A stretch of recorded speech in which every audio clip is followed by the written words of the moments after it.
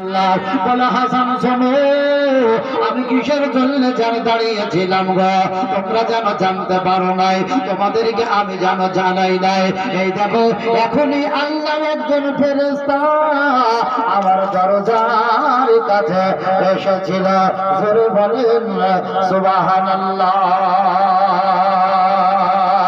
আর আজ নয় কাল তুমি যাইবা কবরে, যাবার সময় দেখবে জয় গো, আহা যাবার সময় দেখবে জয় গো, তোমার সব রইল পড়ে, যাবার সময় দেখবে জয় গো।